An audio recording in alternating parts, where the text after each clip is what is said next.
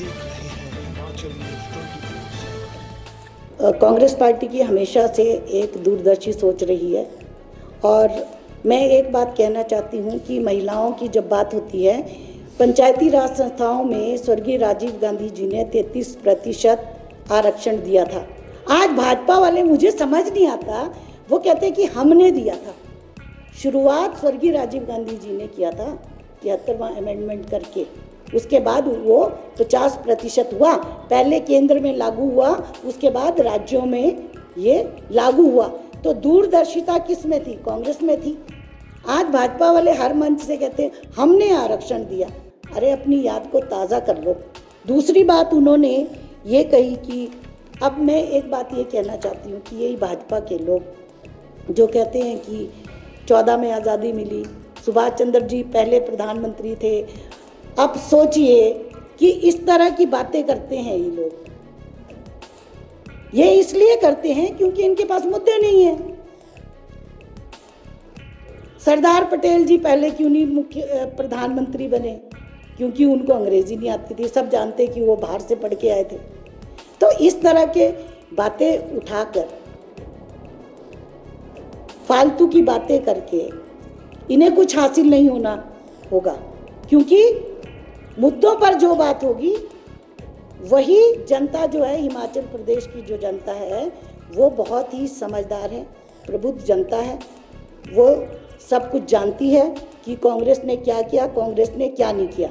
मैं उन्हीं का देख रही थी कि पहले के जो प्रधानमंत्री थे कि वो लोग तो दिल्ली में बैठे रहते थे, तो कोई भी अगर पहाड़ी क्षेत्र का कोई वो होता था तो वो कहते थे कि ऐसे ही रहने दो, ये है। सड़कें इसलिए नहीं बनाई ताकि बाहर के लोग जो दूसरे देश के यहाँ पर ना आ जाएं। मतलब इस तरह की बातें कहकर ये लोग क्या दर्शाना चाहते हैं, मैं तो यही समझती हूँ इन्हें ज्ञान ही नहीं है। मैं इनको इनकी याद को ताज़ा करने के लिए बताना चाहती हूँ कि वही कांग्रेस के नेता थे, स्वर्गीय लाल बहादुर शास्त्री जी, स्वर्गीय नेहरू जी, स्वर्गीय इंदिरा गांधी जी, जिन्होंने इस देश की रक्षा की। हमने 62 की लड़ाई लड़ी, 65 की लड़ाई लड़ी, 71 की लड़ाई लड़ी। चाइना का भी हमने क्या हाल किया। उस समय सुई नहीं बनती थी, हमारे देश की हालत क्या थी। उसके बाद 65 की लड़ाई में पाकिस्तान के क्या हालत हुई, और 71 की लड़ाई में पाकिस्तान के 2 टुकड़े करके एक नया देश बांग्लादेश बना दिया। तो ये हमारे ही नेता थे। और ये कहकर ये केवल हमारे नेताओं का अपमान नहीं कर रहे हैं, ये हमारे जो इन युद्धों में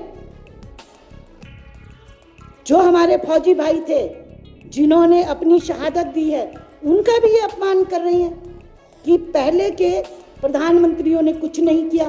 क्या ये जो तीन जो हमने जंगें लड़ी हैं, ये क्या किसी से छुपा हुआ है?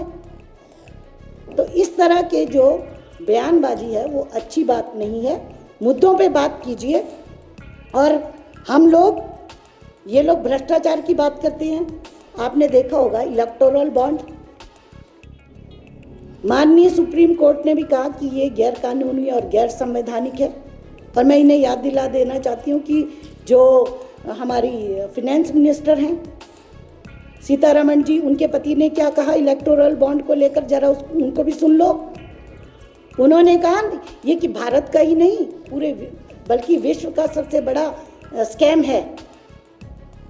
ये हम नहीं कह रहे, कुछ तो होगा तभी तो ये कहा जा रहा है। और ये बातें करते हैं, आप लद्दाख में जाके देखिए ना, ये हमारे नेताओं पे, हमारे पूर्व के प्रधानमंत्रियों पे उंगली उठाते हैं। हम तो हमेशा ये कहते हैं कि जितने भी प्रधानमंत्री रहे होंगे या रहे हैं, वो सब लोग देश हित में ही काम करते हैं।